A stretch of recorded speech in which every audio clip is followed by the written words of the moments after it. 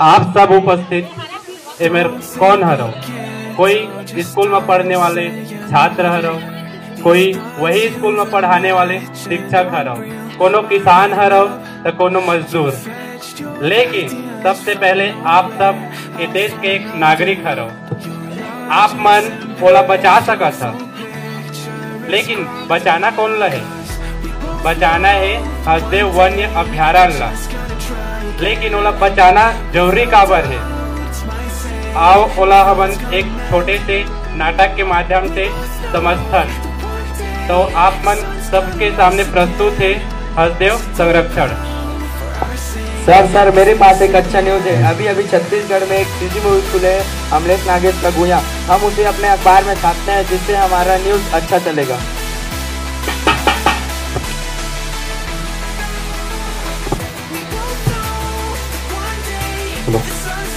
Sir इससे भी अच्छा न्यूज मेरे पास है। दुर्गा में एक नया डैम खुला है, तगड़ा डैम। उसका न्यूज हम लोग छापते हैं, जिससे कि हमारी न्यूज की टीआरपी बढ़ जाएगी सर।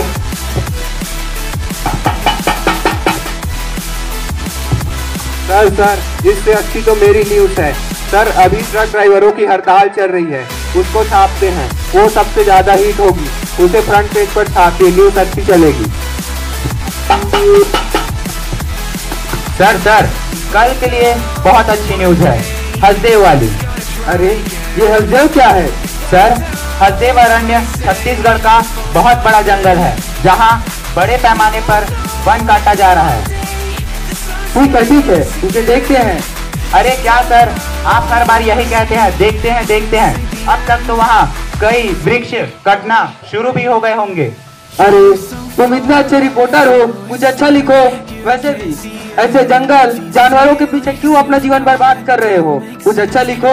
वैसे भी ऐसे न्यूज़ों को छापकर अपना नाम खराब नहीं करना है, और ना ही अपना न्यूज चैनल बंद कराना है। कुछ अच्छा लिखो।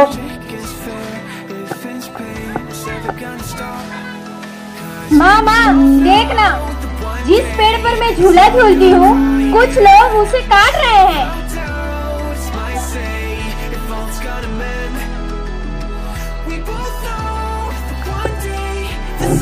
तो क्या हुआ बेटा, तेरे पापू से बोलकर तेरा झूला दूसरे पेड़ में लगवा दूंगी।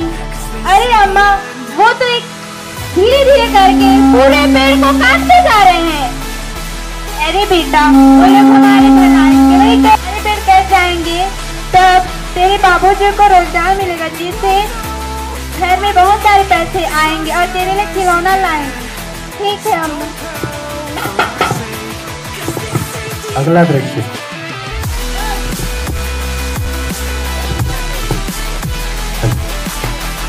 अब तक हमने देखा किस प्रकार न्यूज चैनल्स में और अन्य क्षेत्रों में हसदेव को लेकर समाचारों को नहीं छापा जाता, क्योंकि उसके विषय में रोचकता की कमी है।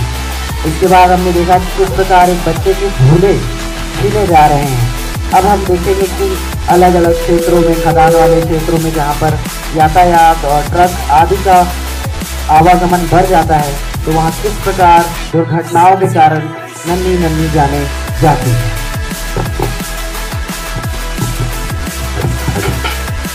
अरे भाई, कल उदय मड़ई रही थे, जे रहे हो? आओ भाई। कहाँ का देखे हो? अरे बड़े झूला आए दिस यार।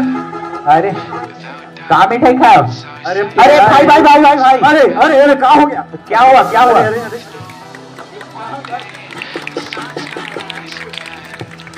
अगला दृश्य।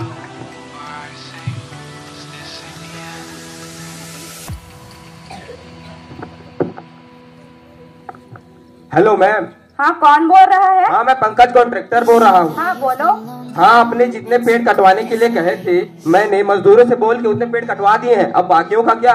अरे काटो, जितने पेड़ कट रहे हैं उतने काटो। कोई कुछ बोल रहा है क्या? नहीं मैम, कोई कुछ नहीं बोल रहा। अगर कोई कुछ बोले तो मुझे बताना, मैं फोन रख रही हूँ, तुम अपना काम अच्छे से करना। चलो फोन रखो।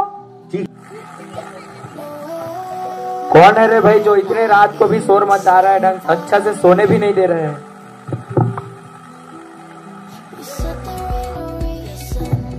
नेताजी को तो रात अभी चैन नहीं है।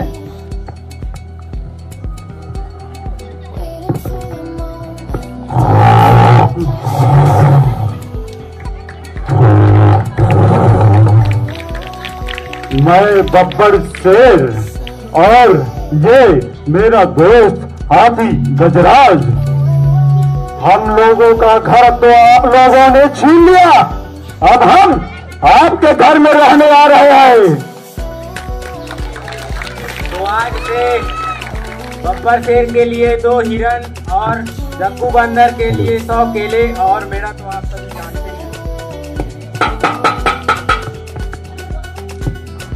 हमने देखा कि किस प्रकार जंगली जानवरों का सबसे छीना जा रहा है। ये भाई सुबह से पेड़ काट रहे हैं, बहुत भूख लगी है, चल खाना खाते हैं। अरे भाई एक ही पेड़ तो बचा है, इसे काट लेते हैं फिर खाना खाएंगे। तेरा ध्यान तो पूरा खाने पे ही रहता है। अरे सुन सुन, यही एक पेड़ बचा है, अगर इस पेड़ को भी काट देंगे तो छांव कहाँ रहेगी? किस पेड़ के नीचे हम छांव में खाना खाएंगे? अरे बुद्धू पहले बताना चाहिए ना। चल ठीक है, इसी पेड़ के नीचे खाना खाएंगे।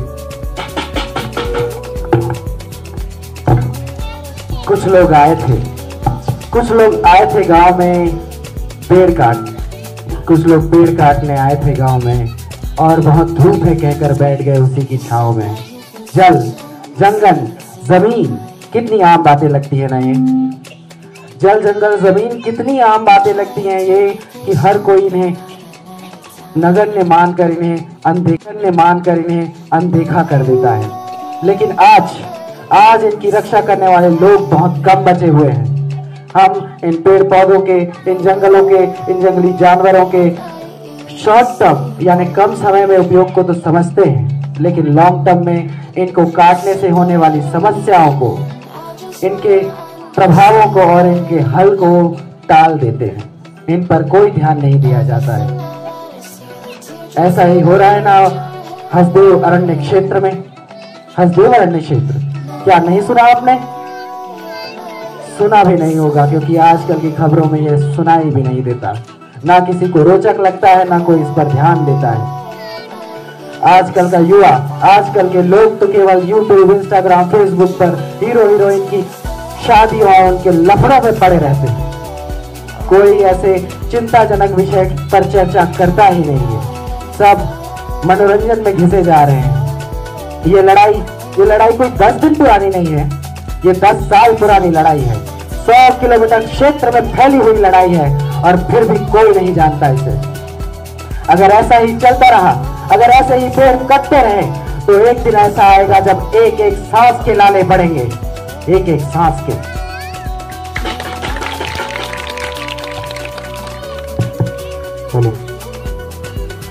पापा बताओ बेटा। मुझे जंगल पर प्रोजेक्ट मिला है। हाँ बताओ। जंगल पर भी कोई प्रोजेक्ट बना सकता है क्या? इस पर भी कोई प्रोजेक्ट बन सकता है? मेरी मदद करो पापा। हाँ ठीक है बेटा, बताओ। जंगल का क्या महत्व होता है? इन बिल्डिंग्स, मॉल्स, पॉपुलेशन के बारे में देते, अच्छी खासी पॉपुलेशन कम हो जाती। अरे बेटा, तुम जंगल के बारे में आखिर जानती ही क्या हो? तुम तो कितना प्रदूषण फैलता जा रहा है, और तुम तो अपने लिए बिल्डिंग और मॉल तो बना लोगी, लेकिन ये जंगली जानवर, पशु पक्षी कहाँ जाएंगे? अरे पापा, आप चिंता मत करो। अब तो इलेक्ट्रिक व्हीकल्स आ चुके हैं, फिर सब कुछ बढ़िया हो जाएगा। अरे बेटा, तुम इन सब के बारे में जानती ही क्या हो? मैं तुम्हें चलो जंगल की सैर करा के लाता हूँ। ठीक है पापा, चलो।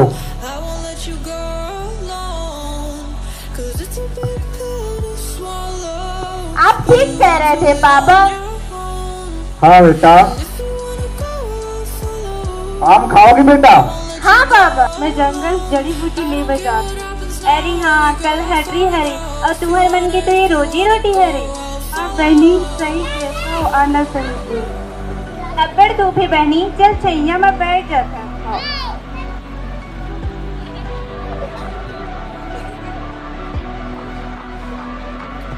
ये पेड़ ना हमारे बाप दादा मन लगाए रही है, और ये मन छाव में हमारे लड़का मन खेला थे।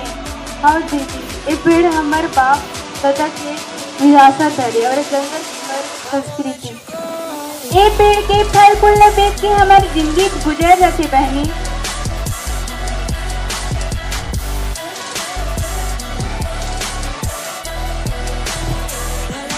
अरे हटो हटो, पेड़ काटना है। ते हमारे पेड़ कैसे काट रहे? देखिए, मैं सरकारी ऑफिसर हूँ, हमें ऊपर से आदेश आया है यहाँ के पेड़ पौधों को काटना है। काटिए। दादू, मैं सबको पहला काट दूंगा। ते हमारे पेड़ झेन काट से, ते हमारे पेड़ झेन काट। ये पेड़ काटने का हम कहाँ जाओ?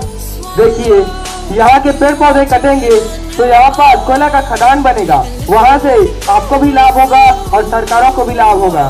देखत बहनी, हमारे पेड़ काट के हमें लाभ की ना थे। हटिए हटिए, मुझे पेड़ काटने दीजिए। एक पेड़ ने काटे ले पहले हमें जान लेने पड़ी।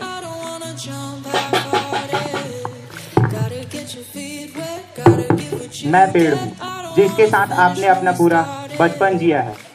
जब आपको ऑक्सीजन की कमी हुई तब मैंने ऑक्सीजन दिया। जब आपको भूख लगी तब मैंने आपको फल दिया। जब आपको तेज धूप लगी तब मैंने आपको छांव दी। बदले में मैंने आपसे कुछ नहीं मांगा तो सिर्फ ये कि मुझे काटो मत, मुझे जिंदा रहने दो। अब तो मुझे ये भी लगता है कि कुछ सालों बाद मैं जंगल में नहीं सिर्फ किताबों में दिखूंगा। मुझे लगातार काटा जा रहा है और जब मेरे जाने के बाद आपको अगर तेज धूप लगे तो मुझे याद मत करना। बस आपसे मैं एक ही वादा चाहता हूँ कि मेरे कट जाने के बाद, मेरे जाने के बाद आप मेरे पशु पक्षी और मेरे आदिवासियों का ध्यान रख लेना।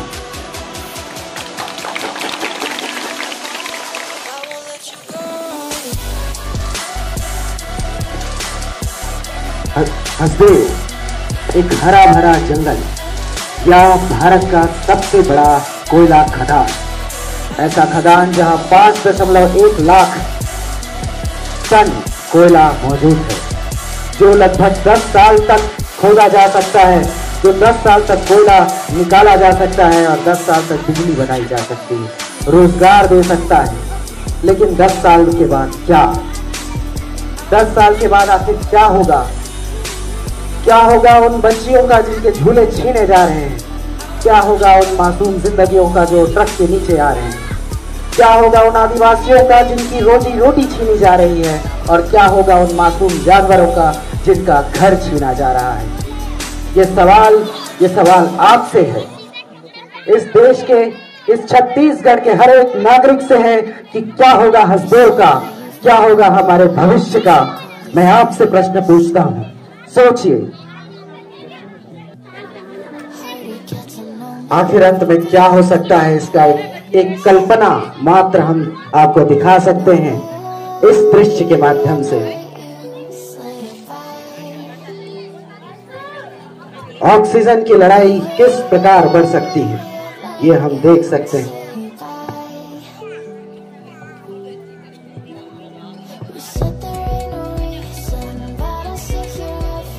अरे भाई ऑक्सीजन दो यार, ऑक्सीजन दो, ऑक्सीजन ऑक्सीजन दो भाई, दो भाई, दो भाई।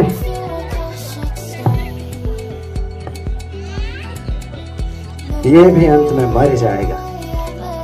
देख रहे हैं कि भविष्य में बिना पेड़ों के, बिना जंगल के, बिना अभयारण्य के क्या हो रहा है। इसी प्रकार हमारी मानव सभ्यता का अंत लिखा है।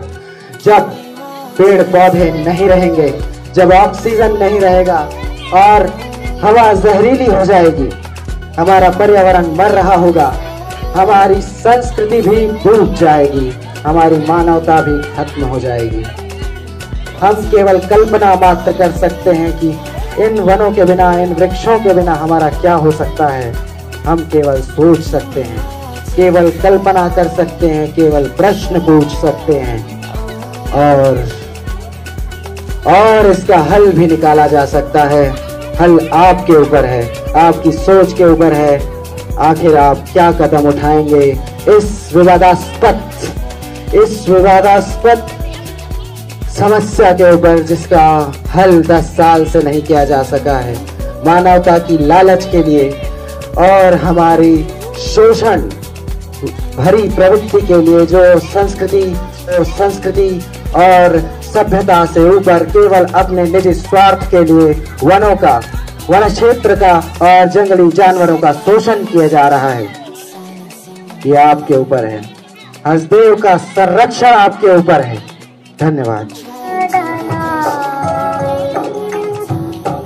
महाविद्यालय परिवार एक बार आप सभी का फिर से सादर धन्यवाद करता है और एक बार इन छात्रों के प्रयास के लिए जोरदार तालियां हो जाए।